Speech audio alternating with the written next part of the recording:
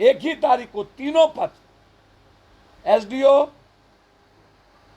CO और जिला पदाधिकारी, किसका प्रेशर है, कौन सा इस पर दबाव था? प्रस्तावित कमेटी में मंत्री को संरक्षक बनाया गया है। बिहार राज्य धार्मिक न्यास परिषद की धारा 32 के तहत यह पद नहीं है, यह न्याय संगत नहीं था। 7, मंदिर मठ में राजनीतिक हस्तक्षेप नहीं हो सकता। पूर्व की कमेटी जो 29/12/2021 को केवल 1 वर्ष के लिए गठित हुआ था, इस दौरान अल्प अवधि में मंदिर और वेद विद्यालय का सुगमता पूर्व संचालन भी किया, साथ ही मंदिर की अतिक्रमण मुक्त कराया, दोनों मिलके। फिर उस कमेटी को क्यों हटा दी गई? पूर्व कमेटी 29/12/2021 के लोगों ने मनोनयन से मठ और वेद विद्यालय का संचालन किया, उनके बीच कोई आपसी विवाद रहा हो तो फिर इस कमेटी की अवधि विस्तारित नहीं करना बिल्कुल न्याय संगत नहीं है। ये बहुत क्लियर है। इस मामले में मेरे पास ये कमेटी के चिट्ठी हैं, ये सारे जो मैं आपको भेज दूंगा। इसमें जो आचार्य कुणाल है वह लगातार मठ और अन्य जमीनों पर उससे अरबों अरबों रुपया कमाने की एक गहरी साजिश लगातार। मैं पूरा ऑडिट की मांग करूंगा। आचार्य कुणाल के जितने जिस जगह ये बनाते हैं, ये लगातार कहीं ना कहीं गड़बड़ी। मैं आचार्य कुणाल से पूछना चाहूंगा, क्या आप अपने रिश्तेदार या अपने किसी व्यक्ति को उस जगह पर लाने की प्रक्रिया आपने क्यों की? करोड़ों अरबों की संपत्ति में किसी बड़े कॉन्ट्रैक्टर के 3 नाम आपने क्यों दिए और मंत्री को संरक्षक आपने क्यों बनाया? और आप होते कौन है इस बोर्ड के गठन करने वाले? आर्टिकल 32 के भीतर मैं पूरी जांच चाहता हूं।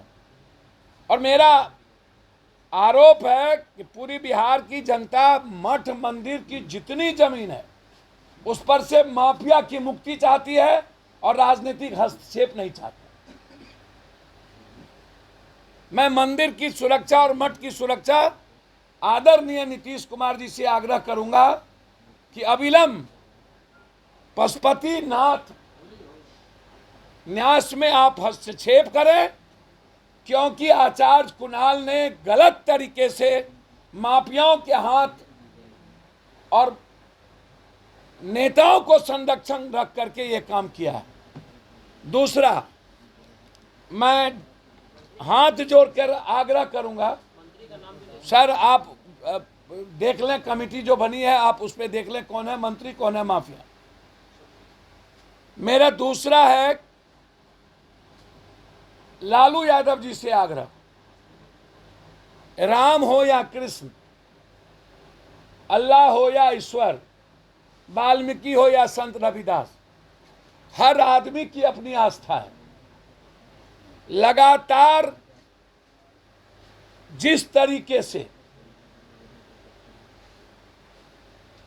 राजनीतिक व्यक्ति के द्वारा रवि रामायण पर उंगली उठाना, कभी इस्लाम पर उंगली उठाना, कभी दलित विचारधारा पर उंगली उठाना, यह राजनीतिक और सामाजिक रूप से सही नहीं है।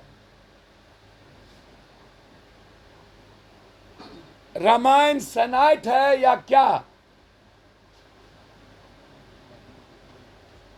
यह मेरा बहुत क्लियर है। चाहे वो गीता हो या कुरान, बाइबिल हो या रामायण, यह आस्था की चीज है। मानो तो देव ना तो पत्थर, तुम मानो या ना मानो ये तुम्हारी आंतरिक चीज है। लेकिन चाहे वो गीता, कुरान, बाइबिल, रामायण पर किसी को भी गाली गलौज और टिप्पणी करने का राइट नहीं मिलना चाहिए, क्योंकि ये भावनाओं की चीज है। मैं आग्रह करूंगा ऐसे चीजों से राजनीतिक व्यक्ति को बचना चाहिए। विचार रखने में कोई आपत्ति नहीं है, लेकिन जरूरी नहीं है कोई आदमी कुरान को कह देता है कि ये आतंकवादी पैदा करने का जरिया है, कोई रामायण को कह देता है कुछ, कोई मनुस्मृति की बात करने लगता है। 1000 साल बाद हमें वन नेशन वन एजुकेशन की बात करनी चाहिए सरकार को। जैसे अमित शाह जी आए, मट्टी भारत और मिट्टी, कोई बात नहीं, सहरसा और दरभंगा के एम्स का चर्चा नहीं किया, बाढ़ से मुक्ति की बात नहीं की, कोसी सीमांचल के विशेष स्टेटस की बात नहीं किया, मक्का और मखान की बात नहीं किया। झंझारपुर के बगल में मधेपुर दूध की सबसे बड़ी फैक्ट्री और मधुबनी की तीनों चीनी मिल खुलने की बात नहीं किया। पेपर की बात नहीं किया, दरभंगा के पेपर मिल की बात नहीं किया। अरे अमित जी, मैं आपका पैर धो के पीऊंगा। आप मधुबनी का तीनों चीनी मिल, मधेपुर की दूध की फैक्ट्री, दरभंगा का पेपर मिल और सीमांचल और कोसी को बाढ़ से मुक्ति कर दीजिए। बारे बा सब लगे हैं मनुस्मृति या रामायण की कथा पढ़ने में, कुरान को, बाइबिल, दलित को गाली देने में। इसीलिए मेरा आग्रह है मंत्री जी,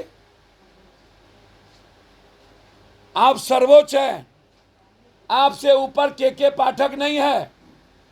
के पाठक को राइट नहीं है प्रेस कॉन्फ्रेंस करने का। ये बिहार सरकार इसकी इजाजत नहीं देता है। जो हमारा धारा है, कानून है कि कोई सेक्रेटरी मंत्री के रहते प्रेस कॉन्फ्रेंस करे। लगातार मंत्री का अपमान का मतलब है सरकार का अपमान। यदि आपको के पाठक जी और यह विभाग लगातार टॉर्चर कर रहा और नहीं चल रहा है, आज जरूरत है बिहार में हर कॉलेज में 1500 पर एक सीट, एक टीचर, एक प्रोफेसर है, उसको बढ़ाइए, दूसरा रूम करिए। मनुस्मृति 1000 साल पहले, अब आज है one nation one education, one health और वन जॉब। जो काम अमित शाह करके जाएंगे वही काम हमारी सरकार का भी कोई विभाग करे, यह सही नहीं है। हमारी पार्टी किसी भी धर्म के आस्था को मजबूती के साथ उसके साथ खड़ा है। किसी भी दलित हो या किसी भी विचारधारा के साथ खड़ा है। किसी भी विचारधारा को चैलेंज करने वाले व्यक्ति की दुकान चल सकती है। समाज को, जाति को ठेस पहुंचाने की इजाजत हमारी पार्टी नहीं देती है। बस मेरा सिर्फ ये आग्रह है, अमित जी, रहा न कुल में रोवन हारा।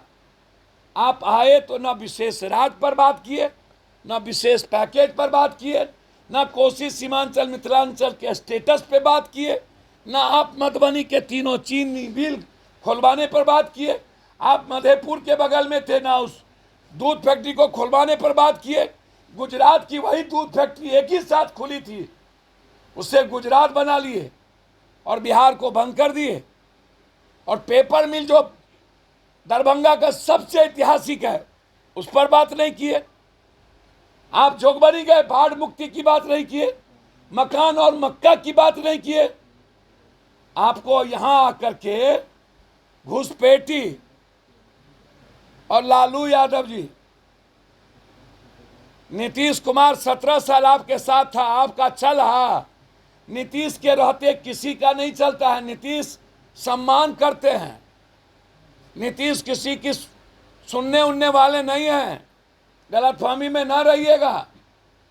जब बीजेपी डबल इंजन की सरकार का नहीं चला और आप मजबूर हो गए कम सीट देने के लिए नीतीश कुमार को मुख्यमंत्री का, तो न लालू यादव जी इंटरफेयर करते हैं और न नीतीश कुमार किसी से चलते हैं। इसीलिए ऐसी बात आप दुकान चलाने के लिए बोल देना, अमित शाह जी का रैली फ्लॉप, अमित शाह जी का बिहार आना, जनता के साथ सिर्फ बार्गेनिंग करना, ठगना, मिथिला कोसी सीमांचल को अपमानित किया अमित शाह जी ने बिना किसी चीज़ों के। न तो सहरसा एम्स की बात की, न दरभंगा एम्स की बात की। बहुत बहुत धन्यवाद, नमस्कार।